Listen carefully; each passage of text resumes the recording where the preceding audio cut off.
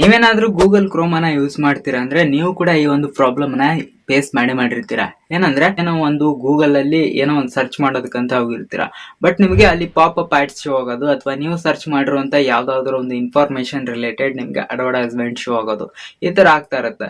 So ನಿಮ್ಗೆ ಈ ತರ ಪ್ರಾಬ್ಲಮ್ ನಿಮ್ಗೂ ಕೂಡ ಆಗ್ತಾ ಇದ್ರೆ ಸೊ ಅದನ್ನ ಯಾವ ತರ ಒಂದು ಸೆಟ್ಟಿಂಗ್ ಅನ್ನ ಆಫ್ ಮಾಡ್ಕೊಳ್ಳೋ ಮುಖಾಂತರ ನೀವು ಅದನ್ನ ಫಿಕ್ಸ್ ಮಾಡಬಹುದು. ನೀವೇನಾದ್ರೂ ನಮ್ಮ ಚಾನಲ್ ನ ಫಸ್ಟ್ ಟೈಮ್ ನೋಡ್ತಾ ಇದ್ರೆ ಸಬ್ಸ್ಕ್ರೈಬ್ ಮಾಡ್ಕೊಳ್ಳಿ, ಮತ್ತೆ ವಿಡಿಯೋ ಇಷ್ಟ ಆದ್ರೆ ಒಂದು ಲೈಕ್ ಅನ್ನ ಮಾಡಿ. ಬನ್ನಿ ಹಾಗಿದ್ರೆ ಇವತ್ತಿನ ಒಂದು ವಿಡಿಯೋನ ಶುರು ಮಾಡೋಣ. ಮೊದಲನೇದಾಗಿ ಗೂಗಲ್ ಕ್ರೋಮ್ ಅನ್ನ ಓಪನ್ ಮಾಡ್ಕೊಳ್ಳಿ.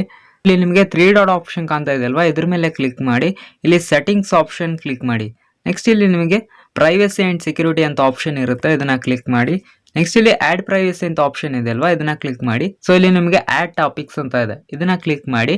ಸೊ ಇಲ್ಲಿ ನಿಮಗೆ ಈ ಒಂದು ಆಪ್ಷನ್ ಎನೇಬಲ್ ಆಗಿರುತ್ತೆ, ಇದನ್ನ ಆಫ್ ಮಾಡ್ಕೊಳ್ಳಿ. ನೆಕ್ಸ್ಟ್ ನಿಮಗೆ ಸೈಟ್ ಸಜೆಸ್ಟೆಡ್ ಆಡ್ಸ್ ಅಂತ ಇದೆ ಅಲ್ವಾ, ಇದನ್ನ ಕ್ಲಿಕ್ ಮಾಡಿ, ಇದನ್ನ ಕೂಡ ಆಫ್ ಮಾಡ್ಕೊಳ್ಳಿ.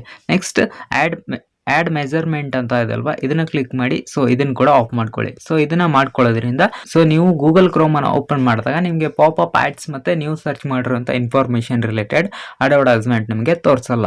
ಐ ಹೋಪ್ ಒಂದು ವಿಡಿಯೋ ನಿಮಗೆ ಯೂಸ್ಫುಲ್ ಆಗಿದೆ ಅಂತ ಅನ್ಕೋತೀನಿ. ಇಷ್ಟ ಆದ್ರೆ ಒಂದು ಲೈಕ್ ಅನ್ನ ಮಾಡಿ, ನಿಮ್ಮ ಫ್ರೆಂಡ್ಸ್ ಗಳು ಕೂಡ ಒಂದು ವಿಡಿಯೋನ ಶೇರ್ ಮಾಡಿ. ಚಾನಲ್ ಸಬ್ಸ್ಕ್ರೈಬ್ ಆಗಿಲ್ಲ ಅಂದ್ರೆ ಸಬ್ಸ್ಕ್ರೈಬ್ ಆಗಿ. ಮತ್ತೆ ಸಿಗೋಣ ನೆಕ್ಸ್ಟ್ ವಿಡಿಯೋದಲ್ಲಿ.